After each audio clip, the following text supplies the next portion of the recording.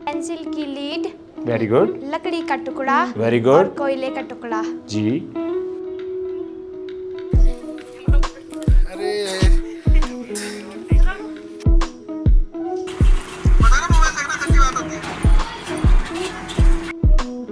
Smile करो, थोड़ा हंसो।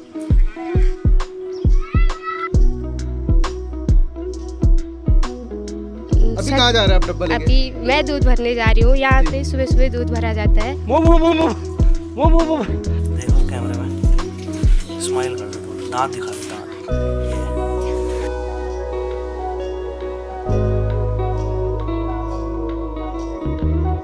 मैं लगा सकता हूँ, एक बार ट्राई करूँ? अच्छा, पकड़ूं? चढ़ जाऊं? बैठो बैठो। अरे वाह, तो भाई ये अलग ही आनंद है, खेतों में मजा आ गया। अरे वाह,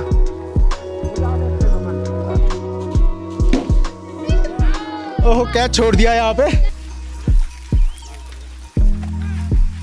प्रियंका जी, पहले तो बहुत बहुत बधाई हो आपको। आप एक युवा प्रधान है पूरे उत्तराखंड की। किस साल है आपकी उम्र? है ना? नमस्ते सारे किस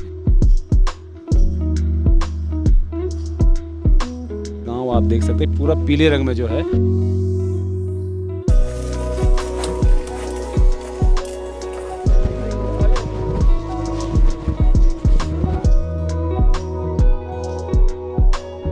तो पीला रंग जो है विकासशील होने का एक जो है उदाहरण भी है।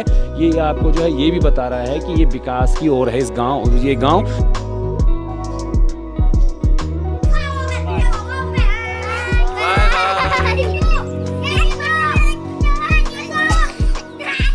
नमस्कार, अभी मैं पहुंचा हूं चमोली गढ़वाल के एक ऐसे दूरस्थ गांव में, और मैं दिखाऊंगा कि पलायन वाली सीरीज में चमोली गढ़वाल में क्या स्थिति है। अभी मौसम बहुत ठंडा है, ठीक सामने बर्फबारी हो रही है, और ऐसे में एक बालिका मुझे दिख रही है, हाथ में उसने डब्बा लिया हुआ है। क्या नाम है बेटा आपका?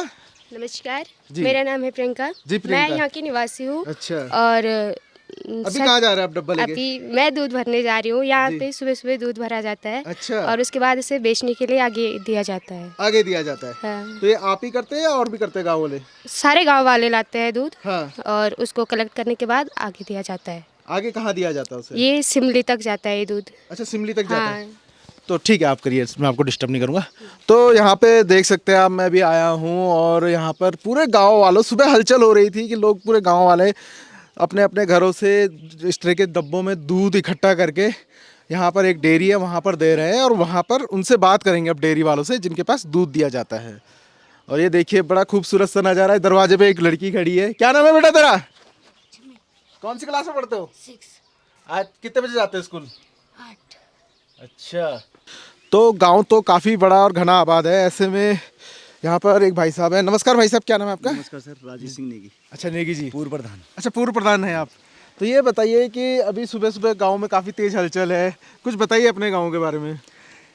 ये गांव परंपरागत ढंग से कृषि और पशुपालन करता है। जी, जी। करते आया सदियों से। सदियों से। हाँ। अच्छा। और अभी भी आजकल ये हो रहा है कि हल बांधने की तैयारी है। अच्छा, चलिए, खेत बांधने की तैयारी है। जी, जी। और यहाँ पे ये गांव एक प्रकृति की सौंदर्यता के साथ लोगों ने इसको सजाया हुआ है, सजा रखा है। और ये गांव एक साइड गांव है, जो मकान आपने देखी होगी, पूरा 180 परिवार यहीं पे रहते हैं। और टोटल मिला के 300 से ऊपर परिवार है इस ग्राम सभा के। और गौशालाएं एक साइड है जहाँ पशु आवास है, ये आपको दिखाई दे रहे हैं, सारे पशु आवास है। नीचे जानवर रहते हैं और ऊपर उनका घास भूसा वगैरह रहता है। देखते हैं एक बार, है ना? जी सर, लोकेशन पे आ जाइए। जी जी, तो बड़ा ही खूबसूरत मजा आ गया देख के आपका गाँव ना। अच्छा, ये पूरे पशुओं के लिए ये बना हुआ पशुओं के लिए अलग, पशु एक साइड रहते हैं गांव की एक साइड। हाँ जी। ये गदेरा है, यहाँ से उधर को पशु, और इधर से ये गांव लगे आपको जहाँ पे लोग रहते हैं। जी, ठीक है, जी। प्रत्येक घर में, प्रत्येक घर के अपने अपने गौशाले हैं, पशु आवास है। और सभी लोग सभी लोगों की गाय भैंस है, दूध अपने लिए, दूध के लिए दूध निकालने जा रहे सारे लोग। ये सारे लोग जी। अरे वाह, मजा ही आ गया ये देख के। तो कम से कम कितनी गौशालाएं होंगी यहाँ पे? तो मुझे गौशालाएं जैसे परिवार है, प्रत्येक परिवार की अपनी एक गौशाला, 2 गौशाला है। अच्छा, हाँ। तो ये देख सकते हैं, ये वाले मकान आपको दिख रहे हैं जिन पे पेंट नहीं हो रखा है, ये गौशालाएं हैं। और यहाँ पर सुबह सुबह बहुत तेज़ हलचल है। महिलाएं अपने दूध निकालने के लिए गायों का, भैंसों का, जो भी है मवेशी है ना, तो बहुत ज़्यादा भीड़ है अभी यहाँ पे। तो अभी लगभग यहाँ पर लोग दूध निकाल रहे हैं और ये देख सकते हैं पूरे इनके गौशालाएं हैं। और यहाँ पर एक चीज़ की हलचल और देख रहा हूँ, लोग खेतों की तरफ भी जा रहे हैं ना, हल लगने वाला है शायद। हाँ, आजकल खेतों की जुताई चल रही है और सारे लोगों ने जो खेतों में गोबर फेंक रखा है उस गोबर को खेतों में डालेंगे और हल बाएंगे। अच्छा। उसके बाद दोबारा दूसरा हल लगेगा, तीसरा हल में बुआई होती है, धान, चीना, झंगोरा, ये कौनी वगैरह बोता जाता है यहाँ पे। अच्छा जी। कितने बजे लोग सुबह खेतों में निकल जाते हैं? यहाँ तो सर 5 बजे 6 बजे से हलचल हो जाती है। आपने देखा होगा, सुबह उठे होंगे आप। बिल्कुल अंधेरा था जब मैं सुबह उठा और इतनी तेज हलचल में बाहर आया, अंधेरा, लोग गोबर लेके खेतों में जा रहे थे। ये अभी भी आपके पीछे है, कुछ महिलाएं हैं वो गोबर लेके आ रही है। बिल्कुल, ये दिखाइएगा अविरल जी ने। आ जाइए आप, आ जाइए। आपको नमस्कार, क्या नाम है आपका? अच्छा, आप लोग खेतों में जा रहे हैं? किस तरफ जाएंगे आप? यहाँ से जाएंगे। चलिए आपसे बात करते हैं। तो मुझे ये बताइए कि जब आप ना सुबह कितने बजे उठ जाते हैं? 6 बजे। 6 बजे? अच्छा, 6 बजे से यहाँ की दिनचर्या शुरू हो जाती है, यहाँ की लाइफस्टाइल शुरू हो जाती है। तो सबसे पहले क्या होता है, क्या करते हैं आप लोग उठ के? उठते हम आग जलाते, हाँ। मुँह हाथ धोकर खाना बनाते, अच्छा। तब एक एक करते गोबर उठाते, हाँ। खेतों में ले जाते। अच्छा, ठीक है, आप चलिए, आपको डिस्टर्ब नहीं करूँगा इससे ज़्यादा। तो ये देखिए, पहाड़ का जीवन पहाड़ जैसा मुश्किल ज़रूर है। महिलाएं सुबह 5-6 बजे उठ जाती जब हम बिस्तरों में रहते हैं और लगातार अपने काम पे लग जाते हैं। गांव का जीवन है, गांव की जीवन शैली भी है। प्लायन वाली सीरीज में मैंने जब पौड़ी और टिहरी कवर करा तो मैंने देखा कि वहाँ पर 8-9 बजे तक कोई खास मूवमेंट नहीं होती। यहाँ पे देखिए छोटे छोटे आजा बच्चे बेटा, तो यहाँ पे छोटे छोटे बच्चे खेतों में जा रहे हैं अभी गोबर लेके। आज संडे, इनकी स्कूल की छुट्टी है और ये अभी यहाँ पे इतनी तेज हलचल हो चुकी है कि बच्चे भी अब खेतों में क्या लेके जा रही बेटे? गोबर। अच्छा, कितने बजे उठ गए थे आप सुबह? 7। अच्छा, अभी पहली बार लेके जा रहे हो गोबर या दूसरी बार लेके जा रहे हो? चक्कर दूसरा चक्कर है तुम्हारा? उतनी दूर से दूसरा चक्कर लगा रही है गुड़िया ये गोबर से। चलो आ जाओ दोस्त। अभी जब मैं आया हूँ यहाँ खेतों में तो इस गांव में मैं देख रहा हूँ कि सभी लोग हल लगा रहे हैं। अगर उत्तराखंड के हर गांव में इस तरीके से हल लगने लग जाएं, हर गांव आबाद होने लग जाए, जो पहले का जीवन था उस जीवन शैली में हम वापस आ जाए, तो जैसे रौनक मैं यहाँ पे महसूस कर रहा हूँ, जो खुशी मुझे यहाँ पे महसूस हो रही है, वो मैं चाहता हूँ कि उत्तराखंड के हर गांव इसी तरीके से आबाद हो, कि आपके खेतों में हल लग रहे हों, आपका जीवन शैली इसी तरीके से हो, हमें बाहर ना जाना पड़े, पलायन ना करना पड़े। और ये इस गांव को देख के मुझे बहुत खुशी हुई है कि किसी 0% पलायन है इस गांव में, ये मैं दावे के साथ कह सकता हूँ। और यहाँ का हर आदमी, महिलाएं, बच्चे, सब मेहनत कश है। बच्चे भी गोबर लेके आ रहे हैं, महिलाएं भी सुबह से खेतों में हैं, पुरुष हल लगा रहे हैं। अभी मैं बात करूँगा अंकल जी से। नमस्कार अंकल जी। नमस्कार हो साथी, नमस्कार। नमस्कार। तुम सवेरे हम 6 बजे। 6 बजे? 6 बजे। हाँ बस। अच्छा, 6 बजे से हल लगा रहे हैं आप? हाँ, 6 बजे से 8 बजे बस बेल में वो हो जाएगा, छूट जाएगा। अच्छा, 8 बजे छूट जाएगा? 8 बजे छूट जाएगा। 6 बजे से 8 बजे के बीच आप हल लगाते हैं? हाँ, बस। अच्छा। हाँ। अरे भाई, तो बढ़िया। इसके बाद क्या रहती है आपकी दिनचर्या? ना आप क्या रहते, आप घर में खेती बाड़ी। हाँ, खेती बाड़ी। इस टाइम किस चीज़ की बुआई का सीजन है? यू झंगोर बुतना। हाँ हाँ। तो झंगोरा इस टाइम बूता जा रहा है और यहाँ पे लगभग मैं देख रहा हूँ कि 8-10 लोग हल लगा रहे हैं। हाँ, 8-10 लोग सब हल लगा रहे हैं। ठीक है, आप करिए अपना काम, और लोगों से भी बात करें। हाँ। मैं यहाँ पे देख रहा हूँ कि जैसे हम शहरों में होता है ना, शहरों में क्या होता है कि जब आप खेती करते हैं तो वहाँ पर खेती को उपजाऊ बनाने के लिए रासायनिक खादों का उपयोग किया जाता है। लेकिन पहाड़ों में ये देख रहे होंगे भाई साहब यहाँ पर ठीक पीछे ये खाद को बिखेर रहे हैं खेत में, और ये है जैविक खाद। इनसे पूछते हैं कि किस तरीके से बनाई जाती है। भाई साहब नमस्कार, क्या नाम है आपका? मेरा नाम वीरेंद्र सिंह नेगी है। अच्छा नेगी जी, जैसे आप इस खाद का इस्तेमाल कर रहे हैं ना अभी खेतों में, तो ये बताइए कि ये आप खुद बनाते हैं, बाहर से लेके आते हैं? नहीं भैया, हम बाहर से नहीं लाते हैं, हम यहीं पे अपने घर में बनाते हैं। हमारे यहाँ पे माता जी, भाभी जी वो जंगल से सूखी पत्तियाँ लाते हैं, फिर हम इसे भैंस और बैल के नीचे डालते हैं गौशाला के अंदर, फिर ये 3-4 दिन में तैयार हो जाती है। अच्छा जी भैया, ये गोबर और पत्तों का मिक्सचर है? जी भैया। तो जंगल से इस तरह के पत्ते लेके आती हैं महिलाएं, और उसके बाद जो गोबर होता है भैंस और गाय का, वो मिक्स किया जाता है और उसके बाद ये तैयार हो जाती है, जैविक खाद तैयार हो जाती है। जी भैया। ठीक है, बिल्कुल। तो ऐसा है कि ऐसे में हमें ये पता चलता है कि जैसे बीपी, शुगर, तमाम तरह की आज के डेट में बीमारियां चल रही हैं। तो अगर आप पहाड़ों में रहेंगे, पहाड़ों का अनाज खाएंगे तो बीमारी से भी लोग दूर हैं। चलिए, कुछ महिलाएं आ रही खेत से वापस, उनसे बात करते हैं। नमस्कार जी, क्या नाम चापो? क्या नाम है आप? मेरा नाम हिमाली देवी। अच्छा, हाँ, तो कहाँ से आ रहे हैं अभी आप? खेत से आ रही है। खेत से आ रहे हैं। हो गया खेत का काम? वह हो गया। क्या खेत क्या का करा काम। आपने खेत में? क्या किया, गोबर निकाला हाँ। और गोबर डाला, हाँ। बस कांटे काटे, हाँ। बस और इसके बाद क्या करोगे? उसके बाद घर जाओगे, हाँ। नाश्ता करेंगे, हाँ। बस कल ये बोल जाओ। बस। अच्छा, तो क्या बनी आज नाश्ता में? नाश्ता में बढ़िया सब्जी रोटी। हाँ। ता- हम भी आ जाए नाश्ता करने? बस चलो चलो चलो हमारे साथ चलो। तो ये गांव के लोगों की सादगी भाई साहब, शहर में कोई इनवाइट नहीं करता आपको। मैंने उनसे बोला, उन्होंने कहा बिल्कुल आपका स्वागत है, आप आइए। तो ये गांव की असली सादगी। यहाँ पर एक बुजुर्ग आदमी हल लगा रहे हैं, उनसे बात करते हैं। नमस्कार अंकल जी, क्या उम्र है आपकी? नमस्कार, मेरी हाँ। 70 70 साल हो गई। 70 साल में बिल्कुल फिट है आप। फिट है, क्या करे, हाँ। बुढ़ापे में हाँ। थोड़ा लड़कों का हल लगाना ही पड़ता है, क्या करे। हाँ। ठीक है। हाँ। और क्या करे, किसी नहीं करा तो क्या करे। सही बात है। चलाओ जरा, हल चलाओ, कैसे चलाओ? झंगुरा बेचेंगे, मंडवा बेचेंगे। हाँ। और हल लगाएंगे। हाँ। खुदाई करेंगे। हाँ। क्या करे, क्या करे, सही बात है। 70 में 2 साल कम है ना। हाँ। पर 70 नहीं लगाओ। 68 साल के हो आप? 68 साल के। 68 साल के, बढ़िया। जो आप लगा रहे हो इसे बोलते क्या है? इसको जोला बोलते हैं, जोला पातला लगाने के लिए। जोला बोलते हैं, पाटला बोलते हैं लगाने के लिए। इससे क्या होता है जब इसे लगाते हैं तो? इससे जमीन पर नमी रहती है। अच्छा, नमी रहती है इसमें ना, जमीन में नमी रहती है, फसल अच्छी होती है। फसल अच्छी होती है। ठीक है, 1 मिनट रुकना जरा, मैं भी ट्राई करूंगा। रुक जाओ आप। चलो मैं भी ट्राई करता हूँ। मैं लगा सकता हूँ, एक बार ट्राई करूँ? अच्छा, पकड़ूं? हाँ, पकड़ो। चढ़ जाऊं? बैठो। अरे वाह, तो भाई ये अलग ही आनंद है खेतों में। मजा आ गया। मजा आ गया है। अरे वाह, मजा आ गया खेतों में। बुढ़े आदमी हाल लगा रहे हैं, बिल्कुल कृषि कर रहे हैं। हाँ। क्या करें। अच्छा, हाँ। बढ़िया। अंकल जी, क्या क्या खेती होती है आपके यहाँ? क्या खेती। हाँ। खेती का मतलब फसल। हाँ जी, फसल। झौरा, अच्छा। मंडवा, हाँ। धान, हाँ। और कौड़ी, चीना सब होते हैं हमारे इधर। जैसे कि हम बात करें, गेहूं कितना हो जाता है? कितना? गेहूं तो कम ही होता है। सबसे ज्यादा क्या फसल होती है? ज्यादा से ज्यादा हमारा झोरा होता है, झंगोरा, मंडवा। कद कुंटल ले जाऊं? हो जाते 2-4 कुंटल हो जाते हैं। 2-4 कुंटल हो जाते हैं काम चलाने के लिए। जी। उतना हो जाते हैं। ठीक है।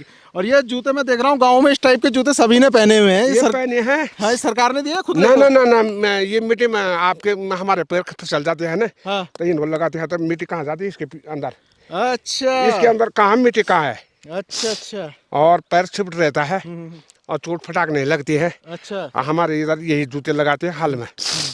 चलिए ठीक है, अच्छा लगा आपसे मिलकर बहुत। ठीक है ना? ठीक है बाबू। तो जो अंकल जी अभी लगा रहे थे, जोल या पाटा कहा जाता है स्थानीय भाषा में, इसमें खेत में नमी बनी रहती है, फसल अच्छी होती है, झंगोरे की खेती होने वाली है जैसे कि अंकल जी बता रहे थे।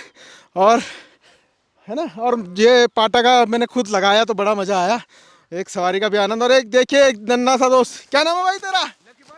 हाँ भाई, क्या नाम है भाई? बिल्कुल, ये असली बचपन भाई, मिट्टी में खेल रहा है। बिल्कुल, अगर हम शहरों में होते ना तो अपने बच्चों को बोलते नहीं, बाहर नहीं जाना, मिट्टी में नहीं खेलना, बिल्कुल हाइजीन रखते हैं। लेकिन असली बचपन, असली जीवन यही है गांव का। बच्चे मिट्टी में खेल रहे हैं और ये असली जीवन है भाई साहब। ये शहरों में तो दिखावटी जीवन है, गांव असली है, गांव में असली जीवन जीते हैं लोग। तो यहाँ पे ये इस गांव का पंदेरा है। जो भी महिलाएं खेतों से काम करके आती है, फिर वो यहाँ पे मुंह हाथ धोती है, पानी पीती है, थोड़ा सा रेस्ट करती है, फिर उसके बाद वापस गांव में जाती है। तो यहाँ पे दिनचर्या कुछ ऐसी होती है। यहाँ पे कुछ महिलाएं कपड़े धो रही हैं और यहाँ पे कपड़े धोना और बच्चों को नहलाना धुलाना, तमाम तरह की चीज़ें होती हैं। हालांकि ये कह रहे हैं कि पानी अब पहुँच गया आप लोगों के यहाँ पानी, अब घरों में है, सबके घर में आ गया पानी। तो अब इनके यहाँ जल जीवन मिशन के तहत घर तक पानी पहुँच चुका है। और बाकी जो गांव के पुरुष लोग हैं, बच्चे लोग हैं, वो अब हल लगा के वापस आ रहे हैं। देखिए आप,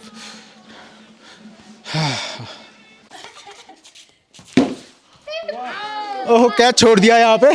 तो 1 मिनट यहाँ पे मैं देख रहा हूँ कि लड़कियां भी क्रिकेट खेल रही है भैया, और बहुत अच्छी बैटिंग कर रही है। 2 शॉट तो मैंने खुद देखे अभी। से इनसे बात कर सकता हूँ 1 मिनट आपसे? क्या नाम है आपका? मेरा नाम शिवानी। शिवानी जी? जी सर। अच्छा शिवानी जी, क्रिकेट पसंद है आपको? जी सर, बहुत ज़्यादा। बहुत ज़्यादा? जी सर। अच्छा ये बताइए कि क्रिकेट आपको पसंद है, क्या लगता है आपको क्रिकेट में भविष्य है? यस सर, क्योंकि आजकल IPL में चल रहा है, आजकल की लड़कियां ही ज़्यादा क्रिकेट खेल रही। हाँ जी। क्रिकेट खेल रही हैं आजकल की लड़कियां ज़्यादा। जानती हैं आपके कोई फेवरेट प्लेयर कौन है आपका क्रिकेट में? स्मृति मंधाना। स्मृति मंदाना? Yes sir. अच्छा, तो आप बैटिंग करती हैं कि बॉलिंग करती हैं? जी सर, मैं ऑलराउंडर, मेरे को दोनों ही सही लगता है। आपको दोनों ही सही लगते हैं? Yes sir. भैया ये गांव रिमोट हो, आइसोलेटेड हो, लेकिन बाहरी दुनिया से पूरी तरह टच में है, और पूरी तरीके से ये लोग मतलब हर मुकाम पे ये लोग खड़े हैं। मतलब ये बाहरी दुनिया की तरह चल रहे हैं ये लोग भी बिल्कुल। अरे एक और महिला आ गई है और शर्मा गई है, मैं जैसे ही बात कर रहा था उनसे। क्या बोला आपने? तो ये मज़ा आ गया। देखिए दर्शक, छोटे छोटे बच्चे। हाँ चलिए, बड़ा अच्छा लगा इस गांव में आके कि यहाँ पे महिलाएं भी क्रिकेट खेल रही हैं। तो चलिए आगे बढ़ते हैं गांव में।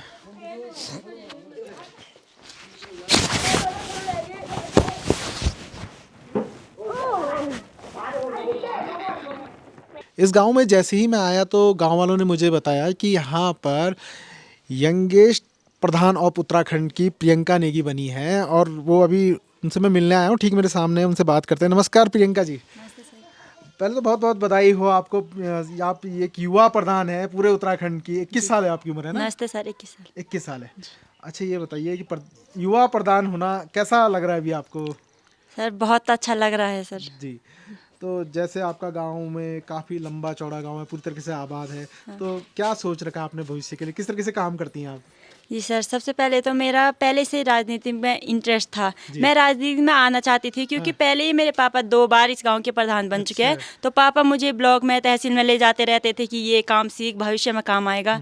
फिर राजनीतिक में मेरा इंटरेस्ट बढ़ने लगा कि मैं कामों को समझूं और लोगों की मदद को कैसे मैं अपने गाँव, हमारा गाँव एक दूरस्थ क्षेत्र में आता है सर। तो मैं पहले से चाहती थी मैं कैसे अपने गांव के बारे में सोचूं, उनके विकास के बारे में सोचूं, अपने गांव की महिलाओं के बारे में मैं कैसे सोचूं कि वो काम करे अपने गांव के लिए। जी जी, महिला सशक्तिकरण की आप बात कर रहे हैं, गांव के विकास की बात कर रहे हैं। मुझे एक चीज़ पता क्या लगी प्रियंका, आपके गांव में मुझे सबसे अच्छी चीज़ लगी जब मैं दूर से देख रहा था आपके गांव का व्यू। एक तो बहुत बड़ा गांव, सुंदर सा इसलिए दिख रहा है, एक कलर में, सबके घर एक कलर में पेंट। ये देखिए खूबसूरत सा दरवाज़ा, इसी तरह के दरवाजे, पुराने तरीके के पारंपरिक मकान, खूबसूरत पेंटिंग, एक जैसे कलर। इसका क्या राज है? जी, सबसे पहले तो मैं माननीय मुख्यमंत्री जी का धन्यवाद करना चाहूँगी कि उनकी वजह से आज हमारे गांव का सौंदर्यीकरण इतना ज़्यादा बढ़ गया है। पूरे गांव में, पूरे देश में हमारा गांव पूरा एक अलग ही चमक आ रही है हमारे गांव में।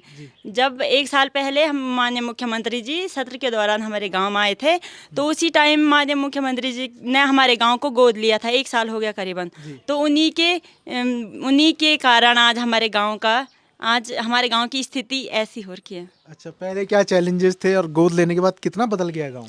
पहले हमारे गांव में इतनी सुविधाएं नहीं थी, सड़क बहुत कच्ची थी, सड़क की स्थिति वैसी थी, स्कूलों की स्थिति वैसी थी।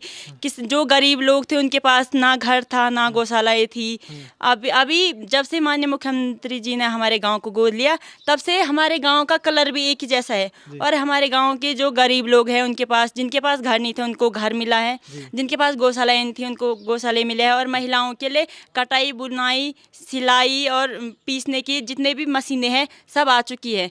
जबकि जिनके पास गाय नहीं है उनको गाय भी मिली है।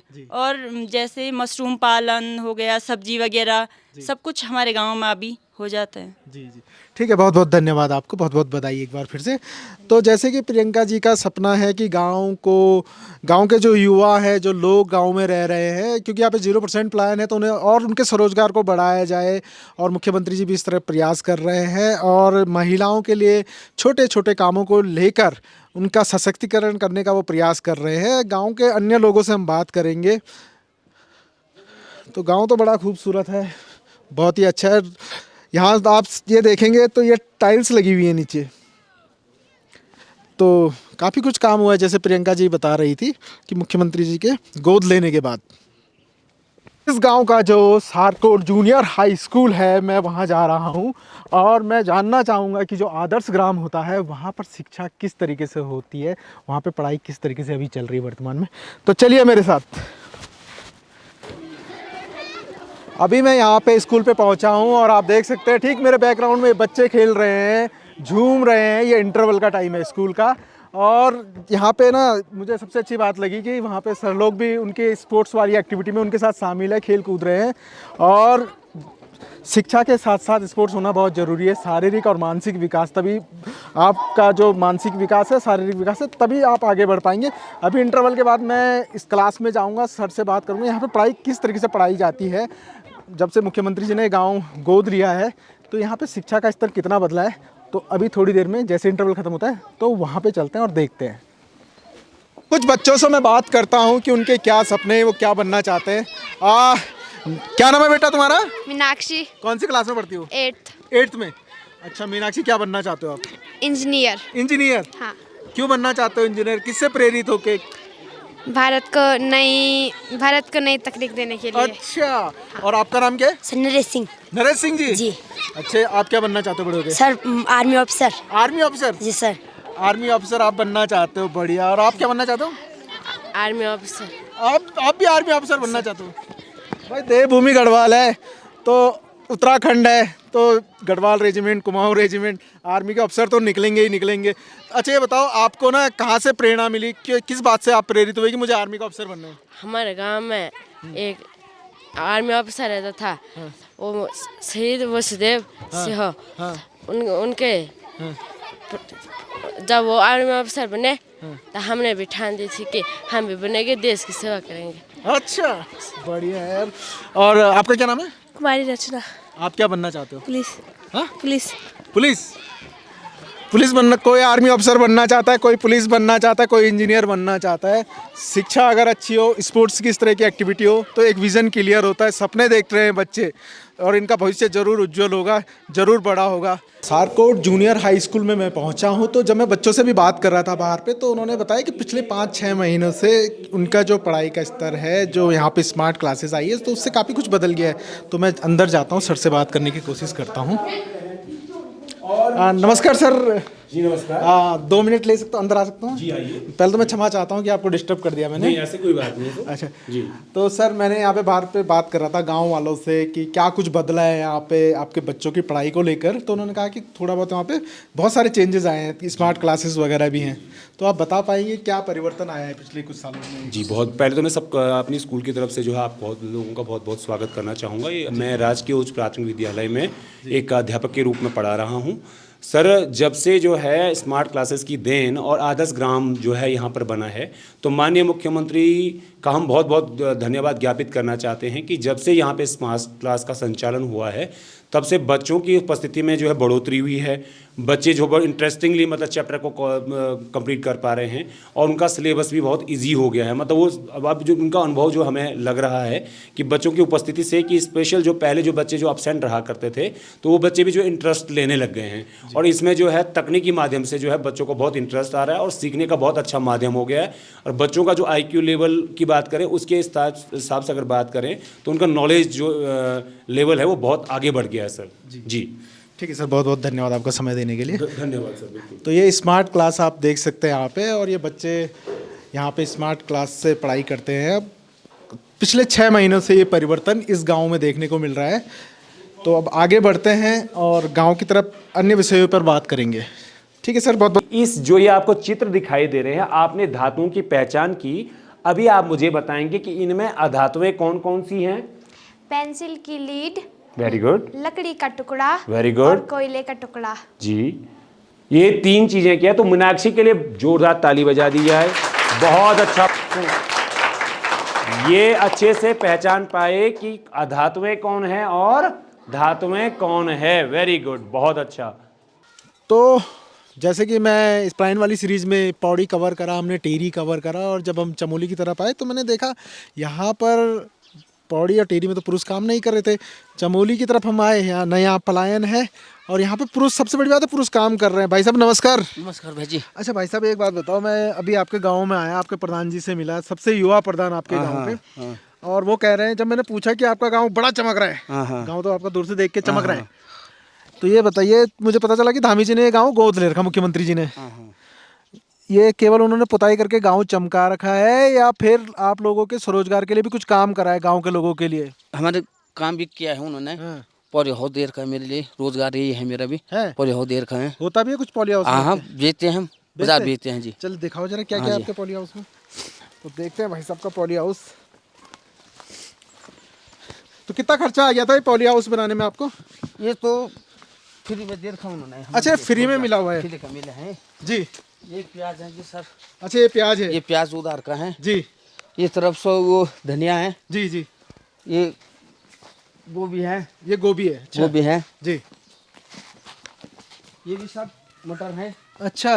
इस तरफ ये टमाटर है। हाँ जी। सब चीज लगा रखा है। अच्छा। हाँ, ये सब देखो, ये मटर वगैरह है। ठीक है, ठीक है। और ये क्या है इस तरफ? ये राई है? राई है, इस राई है। अच्छा, ये राई है। राई है। ठीक है, ठीक है। तो जैसे आपकी ये पैदावार होती है भाई साहब ना, तो इसे बेचने के लिए कहाँ ले जाते हैं आप? हम घर से घर से नहीं जाते भाई। तो ठीक ठाक रेट मिल जाते हैं? हाँ, रेट सही रेट है। अच्छा। रोजगार सही है।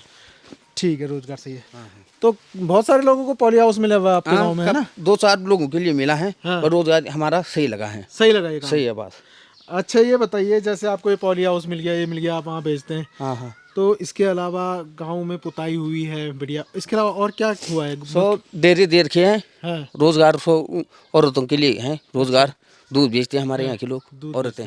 अच्छा। रोजगार लगा है। धामी जी ने दे रखा है हमको, कांग्रेस वालों ने कुछ नहीं किया। हाँ। हाँ, अच्छा। ये बात कड़ी बात है। वो हाँ। मोदी ने सब चीज कर रखा है हमारे लिए। हाँ। धामी जी ने अच्छा। सब चीज गोद लगा रखा है। हाँ। रोजगार हमको मिला है।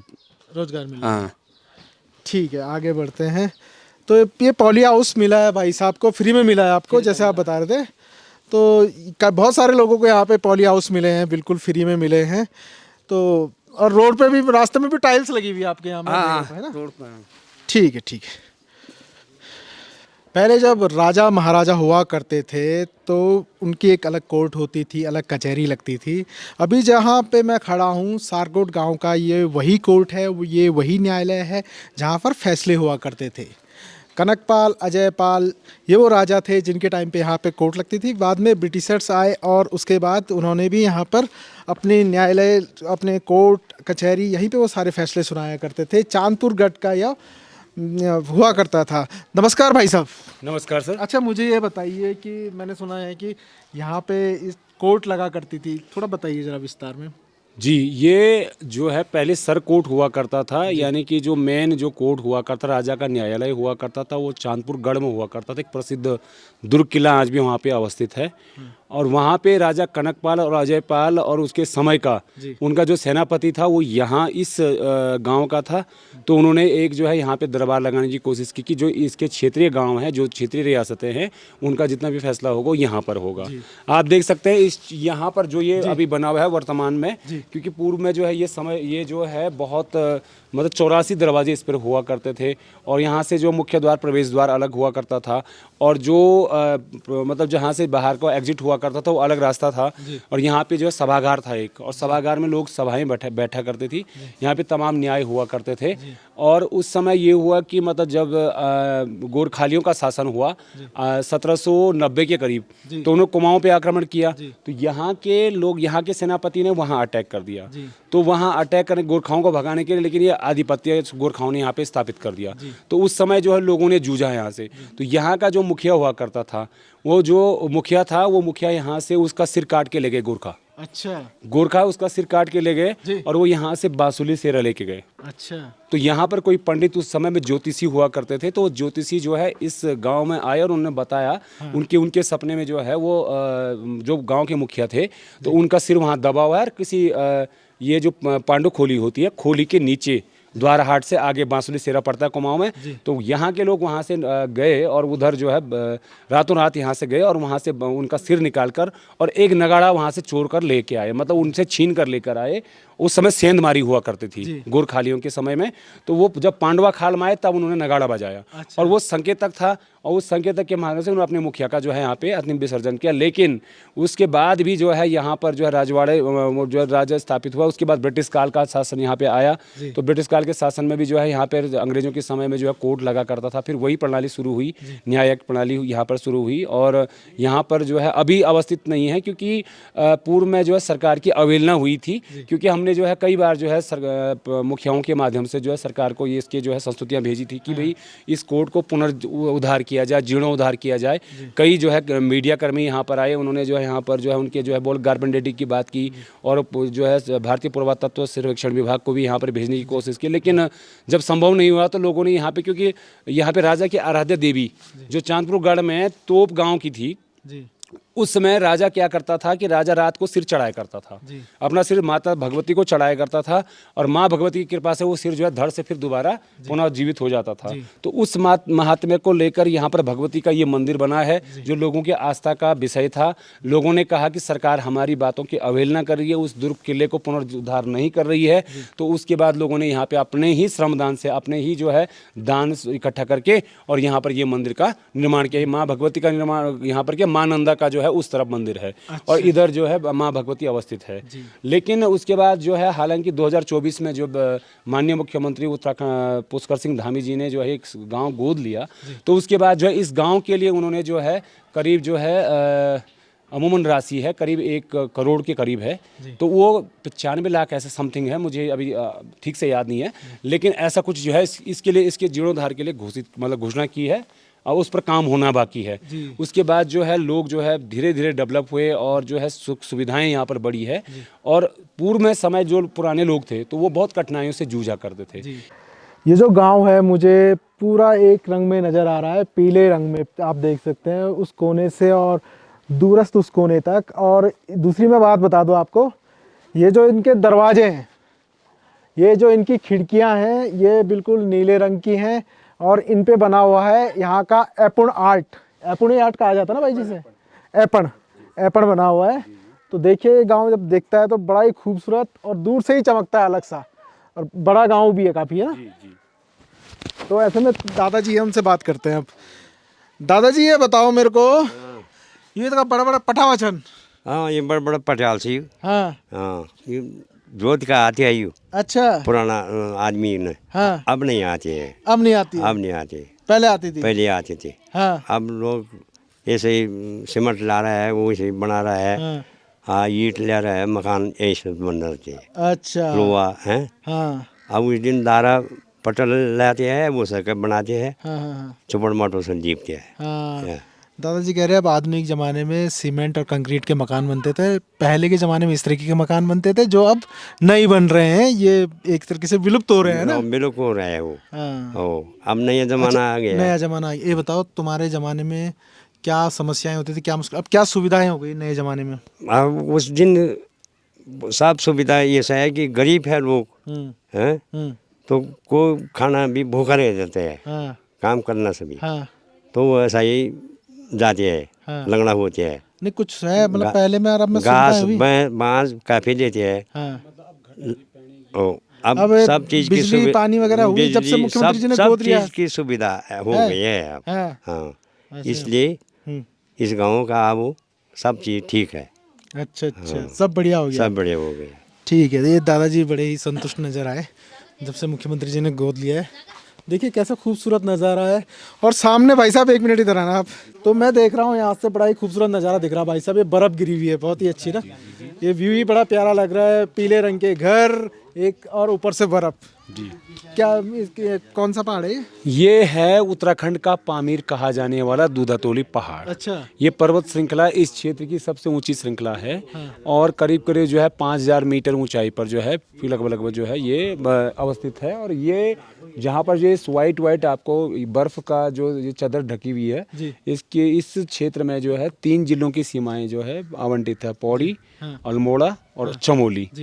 ये वह क्षेत्र है जिसको 1964-62 के दौरान जब चीन भारत युद्ध हुआ था, तो उस दौरान जो है उसके बाद यहाँ पर हेमंती नंदन बहुगुणा के साथ पंडित जवाहरलाल नेहरू इस क्षेत्र का सर्वेक्षण के लिए यहाँ पर आए थे। तो उन्होंने यहाँ पर जो है भारत की ग्रीष्मकालीन राजधानी का भी जो है जिक्र किया था। जी जी जी। तो उसके बाद जब उत्तराखंड राजधानी के लिए गैरसैंण जो है दीक्षित आयोग का गठन किया गया, तो गैरसैंण का दीक्षित आयोग के गठन के बाद जो है उस संस्तुति में ये वक्तव्य दिया गया था कि पंडित जवाहरलाल नेहरू ने इसको राजधानी के लिए उपयुक्त समझा था।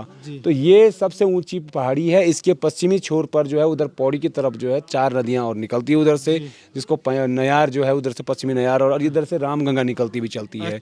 और ये कुछ ये जो मोथू घाट जो मेन स्रोत है यहाँ से मोथू घाट, तो यहाँ जड़ी बूटियाँ, तोड़ की जड़ और तमाम प्रकार की कुटकी और तमाम प्रकार की जो है जड़ी बूटियाँ यहाँ पर प्राप्त होती है।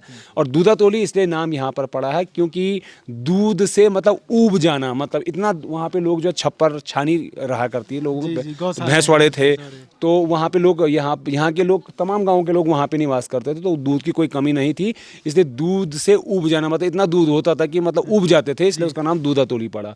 और ये उत्तराखंड के जो है इतिहास में उत्तराखंड का पामीर भी कहा जाता है इस पर्वत को। जी पामीर भी कहा जाता है। और जैसे आपने जिक्र करा था कि नेहरू जी जब आए थे तो उन्होंने इसकी तुलना स्विट्जरलैंड से करी, स्विट्जरलैंड से की थी कि ये जो है छोटा मिनी स्विट्जरलैंड से कहा जाए, और यहाँ पे हो सके तो ग्रीष्मकालीन राजधानी भारत की यहाँ पर हो।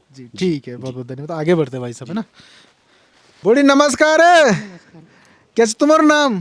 कुंडली देवी। कुंडली देवी। अच्छा देखिए, उत्तराखंड में ना पारंपरिक जो परिधान है वो इन्होंने पहने हुए हैं माता जी ने, और इनको क्या बोलते हैं भाई साहब? 1 मिनट इधर आना जरा, आप अच्छे से समझा पाएंगे। जी ये काली चद्दर है। ये काले चद्दर का अर्थ होता है कि जो काला रंग है, हाँ जी, वो जो है मतलब गर्म रहता है, हाँ मतलब एकदम से जो है वो करता है कि गर्म रखता है। और जो पगड़ी पहनी है, कौन सी वाली पगड़ी? ये वाली पगड़ी है। जी जी जी। ये जो लोगों का जो बहुत ज्यादा हार्ड वर्क यहाँ पर होता है, तो ये लोग अपने पीठ पर जो है बोझा भाजा लाते हैं। अच्छा। तो उससे इनका जो, और महिलाओं का जो स्वास्थ्य से संबंधित भी है, तो उससे ये होता है कि उनके कमर दर्द और ये चीजें नहीं हुआ करती, और उनमें असर भी नहीं पड़ता है बोझ करने के बाद। और ये ब्लाउज है, ये पारंपरिक ब्लाउज है, क्योंकि ये पुराने समय में इस तरीके के जो है ब्लाउज पहने करते हैं, इसके बाहर से कोटिया हुआ करती थी। हाँ जी। और ये जो है उनका जो है पूरा सर ढका हुआ इसलिए रहता है क्योंकि यहाँ पे जो है ठंडी जलवायु का है जो तक है, तो वो जो लोग जो है अपने सर को बचा, क्योंकि वो समझते हैं कि कानों के रास्ते हवा जो है अंदर घुसती है, तो इससे स्वास्थ्य प्रभावित हो सकता है, तो इसलिए वो पूरा सर को ढके हुए रखते हैं। और ये परांदे और शॉल उन्होंने पहनी हुई है। साथ ही साथ जो है पारंपरिक परिधान, मतलब अभी तो सज्जित नहीं है, लेकिन जिस तरीके से वो पहनते हैं वो रोजमर्रा के जीवन में ये जो है इन्होंने इस संस्कृति को बचा के रखा है। जी। ये परिधान मुझे लग रहा है ऊन के बनते होंगे ना? जी जी जी, ऊन के बनते हैं। जी जी। और इसमें सर मैं आपको बताना चाहूँ, अभी जो है यहाँ पर जो है पहले समय से जो है अभी काफ़ी जो है परिवर्तन आया है। गांव आप देख सकते हैं पूरा पीले रंग में जो है, और एपण से जो उत्तराखंड की जो प्रसिद्ध कला है एपण कला, कसार देवी और जो है अल्मोड़ा वगैरह आप जाएंगे उसी कटारमल में, तो वहाँ पे इस एपण कला वहाँ के लोगों में ये जो है प्रचलित है, तो वो उसका जो है यहाँ पर जो है वो किया गया। तो इसका अर्थ ये होता है कि इस गाँव, ये जो मुख्यमंत्री जी के द्वारा जो है सुसज्जित किया गया है, जो ये यहाँ पर सौंदर्यीकरण किया गया है, इस सौंदर्यीकरण का अर्थ ये हुआ कि ये गांव एक प्रकार से सांस्कृतिक, पौराणिक और अपनी प्राचीन कला को अपने आप में समेटे हुए है। साथ ही साथ पलायन, मतलब ये अक्सर ये है कि हम स्वरोजगार के माध्यम से यहीं पर जो है अपना जीवन यापन कर सकते हैं। ये देवभूमि रही थी, देवभूमि के लोग देवतुल्य ही होते हैं, और यहाँ के लोग भी देवतुल्य हैं, जिन्होंने इन संस्कृति को, ये जो अपन जो यहाँ पर डिज़ाइन बता रहे हैं, ये इस संस्कृति का द्योतक है कि इस क्षेत्र के लोग जो है अपनी संस्कृति को मजबूती से संजोए हुए हैं। साथ ही साथ मैं पीले रंग की बात करूँ कि पीला रंग जो है, अगर हम यहाँ पे हरे रंग या किसी और अन्य रंग की बात करें, तो पीला रंग जो है विकासशील होने का एक जो है उदाहरण भी है। ये आपको जो है ये भी बता रहा है कि ये विकास की ओर है इस गांव। ये गांव जब से माननीय मुख्यमंत्री श्री पुष्कर सिंह धामी जी ने इस गांव को जो है गोद लिया है, तब से लोग जो है रोजगार के लोगों के लिए साधन बढ़े हैं, स्वरोजगार की ओर लोग बढ़े हैं, और यहाँ के लोगों को वरीयता दी जा रही है, प्राथमिकताएँ दी जा रही है, रोडें जो है बिछ रही है। साथ ही साथ गाँव के लिए जो हॉस्पिटल, स्वास्थ्य जो है केंद्र की व्यवस्था हो रही है, मिलन केंद्र बनाए जा रहे हैं, समूह के माध्यम से महिलाओं का उत्थान किया जा रहा है, उनको जो जागरूक किया जा रहा है, और वुमेन एम्पावरमेंट के क्षेत्र में जो है ये गांव जो है बहुत सशक्त है। आज अभी आपने थोड़ी देर पहले देखा होगा कि जहां पे समिट हो रहा था, वो महिलाओं का ही जत्था था जो अपना ही स्वयं निर्णय लेने में अपने आप में मजबूत बन रहे हैं, जहाँ की ये बहुत बैकवर्ड का क्षेत्र था, और माननीय मुख्यमंत्री के यहाँ पर जो है पहल करने से ये गाँव जो है बिल्कुल विकास की ओर उन्मुख है। जी बहुत बहुत धन्यवाद सर आपका समय देने के लिए। जी जी। और अब हम आगे बढ़ेंगे। सर ने हमें बहुत समय दिया, बहुत मदद करी हमें यहाँ इस गांव को समझने में, कितना ये गांव विकसित हुआ है, गांव को एक्सप्लोर कराने में इनका बड़ा सहयोग रहा, और प्रधान जी का मैं दोनों को ही तहे दिल से धन्यवाद करता हूँ। अब मैं आगे बढ़ूंगा, है ना सर? जी धन्यवाद। जी धन्यवाद। चलिए। अभी इस गांव में मैं एक ऐसे शहीद के परिवार में आया हूं, उनका नाम है वासुदेव सिंह। तो यहाँ पर उनकी माताजी हैं और पिताजी हैं। तो उनकी माता की काफ़ी तबीयत खराब है और ये है उनके पिताजी। तो उनके बच्चे कहाँ हैं अभी? वासुदेव गोपेश्वर में हैं जी। और बहू भी मुख्यमंत्री जी से प्रार्थना कर रही है कि हमको कहीं नौकरी का जुगाड़ जी हो सकता है तो जल्दी देने की कृपा करें। और थोड़ा सा आर्थिक सहायता हम मुख्यमंत्री से आस लगाए बैठे हैं जी। हाँ, कि जब सारकोल आदर्श ग्राम सारकोल गोद ले रखा है तो हमारी भी कहीं मुख्यमंत्री मदद करेंगे बोलकर हम आस लगाए बैठे हैं। तो ये शहीद के माता पिता थे जो कि आस लगा के बैठे हैं कि मुख्यमंत्री जी से कि वहाँ से कुछ उन्हें आर्थिक सहायता मिलेगी और ताकि उनका जीवन यापन बेहतर हो सके। और ये वही वासुदेव जी हैं जिनके नाम पर इस गांव में सड़क आ रही है और वही सड़क जिसको यहाँ पे चौड़ीकरण हो रहा है और यहाँ पे सड़क पहुँची है। मैं उनकी फ़ोटो दिखा देता हूँ आपको। हवलदार वासुदेव सिंह जी ये रहे। तो मैं एक आखिरी सवाल ये है कि आपने तो बेटा खोया, आपका दुख मैं समझ सकता हूँ। क्या घटना हुई थी उस दिन लेह लद्दाख में? वहाँ तो भगवान जाने, हम तो घर ही में थे जी। तो उस टाइम पर जो है वहाँ फौज को पता होगा, उन्हीं की फौज को पता होगा जी। हाँ, तब कानबाई में गए थे वो लोग जी। और शाम को वापस आना था। अब उसके बाद कोई फ़ोन नहीं आया जी। जाने का फ़ोन आया, आने का नहीं आया जी। बस तब उनके साहब ने फ़ोन किया हमको जी। रात को कि वहाँ घटना घटी है हाँ, जी। और वो जो है ऐसे हो गया बोल क्या हुआ, मतलब क्या घटना? शेल्टर ब्लास्ट बोला उन्होंने, शेल्टर ब्लास्ट हो गया। दुश्मन ने आईडी लगाया था, क्या लगाया था जी जी जी। तो इसलिए जो है कागज़ पत्र हमसे मांग रहे हैं। हम कहाँ से दें कागज़ पत्र? वो तो फौज देगी। वो तो फौज देगी कागज पत्र। तो शहीद वासुदेव जी के परिवार में भी खड़े थे। तो इस तरीके से उनके माता पिता यहाँ पे, बच्चे गोपेश्वर में पढ़ रहे हैं। उन्हीं के नाम से सारकोट में ये सड़क आ रही है, आप देख पाएंगे। ये देखिए सारकोट में सड़क अब उन्हीं के नाम से यहाँ पर आ रही है। और ठीक है, नमस्कार अंकल जी, मैं इजाज़त चाहूँगा और चलिए आगे बढ़ते हैं।